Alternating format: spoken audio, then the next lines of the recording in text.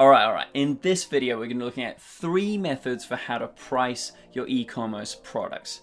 We're also going to be looking at how to add value to these products and a little bit of history on prices. Okay, let's do it.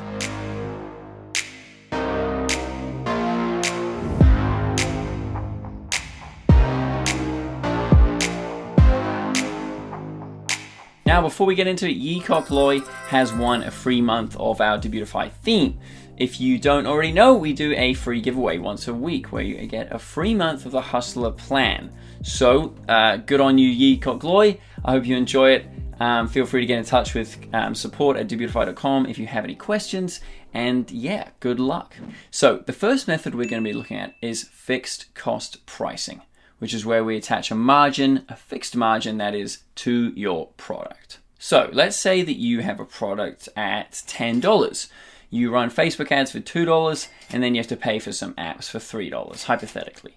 And you mark it up by 50% because you want to put some money back into your business. You want to feed yourself through, McDonald's or whatever, Whole Foods, and then you want to put a bit of money back into your community, and you have a little bit of money left over. I only have like $3.50, so it's hard, super hard. But you need to think about your competitors. They might be selling it for more, and they might be able to advertise to more people, and they'll be getting more profits, and they'll just leave you in the dust, especially if you're selling the same product, and you will lose the dropshipping game. You get nothing. You lose. And a key takeaway here is that customers only care about the value that your product brings to them. They're perceiving the value through how it's marketed, of course, but at the end of the day, if it's not a need product, it's just a sort of gimmicky want luxury item, then they're not going to care anyway, and they're going to pay a lower price for it. If it's a higher price, if it's a need, and it brings a lot of value to them, they're going to pay a higher price. Anyway, let's move on to method number 2. So, this method is where you look at your competitors, if they're selling a similar product to you, and you see at what price they're selling the product. This gives you the added benefit of following people who are more experienced than you, although it is led on the assumption that they've done this research correctly. And now you're both going blindly through this, dropshipping tunnel, and hopefully the customer's like, yeah, I'll pay $452 for a pair of shoes, sounds good. Maybe that's probably unlikely. Yeah, that's not gonna happen. It's just like in class, back in school, when, you copied the person next to you. I mean, I never did that. And, the teacher brings up all the tests and she's like, oh yeah, they all copied each other and they're all wrong. They just copied each other because they thought that the next person was correct. But this isn't always the case, so bear that in mind. This method is also low effort, so you'll probably see that reflected in your results. In most cases in life, I find that, doing your due diligence, doing your research, doing your preparation, and understanding things before you have to do them, before you have to meet the person, before you have to do the project, will reflect on you in the experience in the project or whatever it is at the end. And if you do low effort, you're going to get low rewards. And of course, you don't want to fully rely on competitors, so bear that in mind as well. So the third method is value-based pricing. This is just where you base your price on the value that it brings to the customer. And of course, it's a bit arbitrary, it's a bit blurry, but you can do your best in trying to figure this out. This, in my opinion, is probably the best choice when it comes to understanding pricing, because at the end of the day, if your customer is happy and they feel like they've paid a good price and they're satisfied with the product, it's got a good quality, and they weren't ripped off, they're probably going to recommend you to their friends and family. And the best form of marketing is word of mouth. So this is going to come back to you and your store and your profits and yada, yada, yada. So I think it's a good method because of that. So how do you find out how much your products are really worth? So you can do some research foremostly on AliExpress, see how much the product originally costed, and then do your markups from there, and just don't be unreasonable. Have a look at Facebook audiences and see what kinds of people are already buying from you and how much they're willing to pay. If it's really low, of course, that's a good indicator that nobody's going to pay for it because it's probably a ripoff. Or if you've got lots of people buying from you, then don't change a thing, If it isn't broken, don't fix it, and they're probably buying from you because the price is well established. Another thing to do here is go back to your competitors, have a look at their Facebook ads, and see exactly who is commenting and liking on their ads. This is going to give you a good indicator of the demographics, and the demographics will give you a good idea of the spending power of your audience. Quick example is If they're all 18 to 24-year-olds, they're not really going to be spending a lot of money on luxury items. They're probably not going to be spending much money at all. That kind of demographic has been proven to spend less money online. Whereas if they're, 44 to 55, they've already got their career established, they've got their house, they've got their mortgage, they're much more likely to just pay a pretty penny. They don't really mind all that much, especially if you're targeting to the USA with a high GDP. Now, there's all of these things at play between you and the customer, but there's actually you and all of the competitors as well. So I've got a little anecdote here for you. Imagine you're selling a pair of really nice leather shoes. It's a good quality product and you want to set the price high and you want to attract a person who's going to, pay that price. But you don't want to set it too high at an unreasonable price, which is going to lead you to having no sales. And you need to consider that people can go down the street and they can go to Walmart and buy these leather shoes from there anyway. And they can probably, unfortunately, go on Amazon and get them even cheaper, which is a bit crazy. So what you would probably do in this scenario is you'd have a look at Amazon and you go, all right, they're selling the shoes for $40. Why don't I sell it for $35? Easy. They're just going to come to me. And that's hypothetical. I mean, we're not even taking into consideration that Amazon has a much, much wider reach than me and you.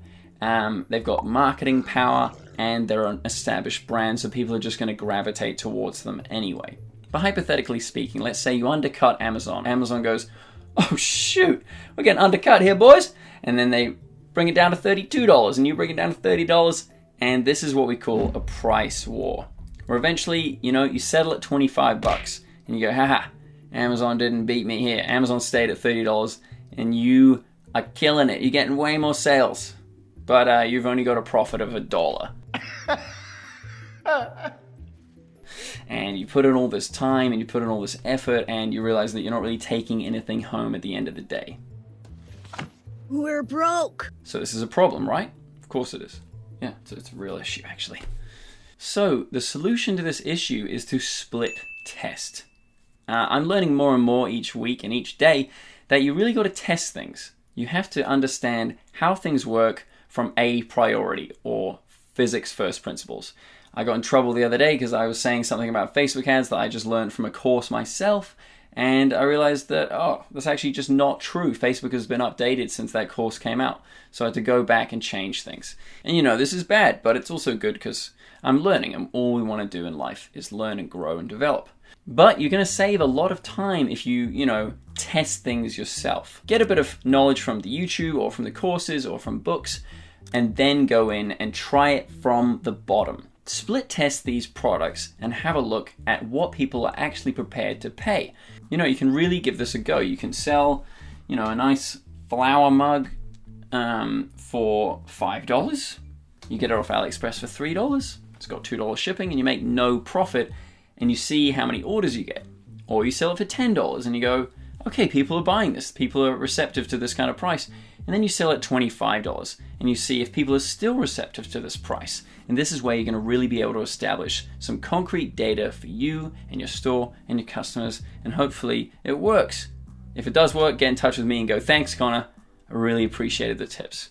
Or you can just, glide on by in your life and forget about me and, become a 7-figure a month e-com guru. But I hope that happens to you. So good luck.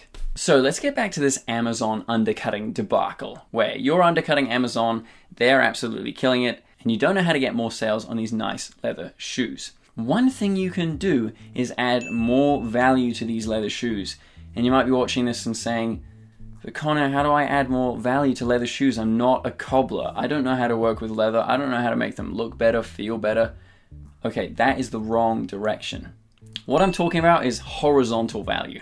Not adding actual value to the shoes, but adding some sort of periphery value, some horizontal value to the shoes themselves.